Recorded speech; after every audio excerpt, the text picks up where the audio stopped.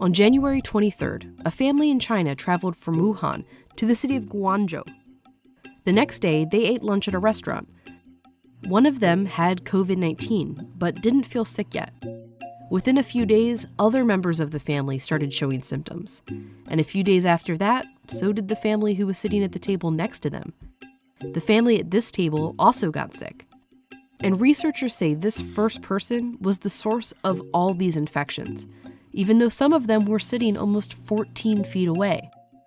But the people eating at these tables didn't get sick. Why? An air conditioning unit right here kept the air flowing through this section of the restaurant. It circulated the virus from this person through the air to these other families. The story highlights something about the coronavirus most of us are just starting to understand: its ability to travel through the air. And as public spaces open up, that's led to some big questions. Is it safe to go to the beach? What about a park? And is a runner gonna get you sick? If we think about our actions only in terms of safe or risky, there's really only one way to guarantee that you won't get sick or spread COVID-19. Stay home, isolate yourself, and have zero contact with the outside world. But maintaining that level of caution all the time isn't really possible for most of us. We need food, we need supplies, and sometimes we just need to take a walk. So the goal in protecting yourself and others from COVID-19 isn't to eliminate risk completely, it's to minimize it. If this side is perpetual quarantine and this side is getting coughed on by a bunch of sick people, it's about pushing yourself as reasonably close to this side as you can. So let's start with going for a walk. And with someone who, like me, has also felt weird about it. Before I started calling up epidemiologists and talking to them about the risks, I was actually pretty paranoid. And then when I actually started digging into the research, I realized the risks of getting COVID from runners or cyclists outside is much lower than I thought. Every time we breathe, but especially when we talk and especially when we cough or sneeze, we let out little droplets of water. Some of them are pretty big and heavy and fall to the ground quickly like little bits of spit. Others are really small and much lighter, so they float farther through the air. And these droplets are what's carrying the virus. If a droplet floats and then evaporates, that leaves the virus out in the air for some period of time. And we don't yet know the amount of virus you have to be exposed to get sick. But we do know that you lower your risk by exposing yourself to less of the virus. And Segal says there's 3 ways to do that. The first is distance. So are you 6 feet away from the person? Duration.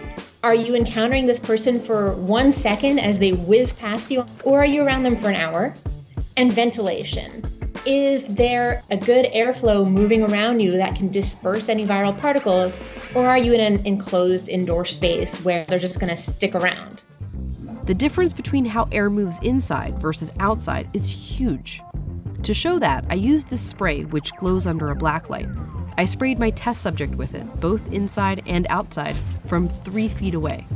Even though it wasn't windy, far fewer spray particles reached his shirt outside. The airflow was so much better at dispersing them. And being outside also has an effect on the virus itself. A virus has this protective coat of moisture around it. There's a lot of things acting on it. So there's sunlight hitting it, there's wind, there's rain, there's humidity, and all of that can work to kind of break apart this protective coat of moisture and decay the virus. A study in China looked at 318 different outbreaks of COVID-19 across the country.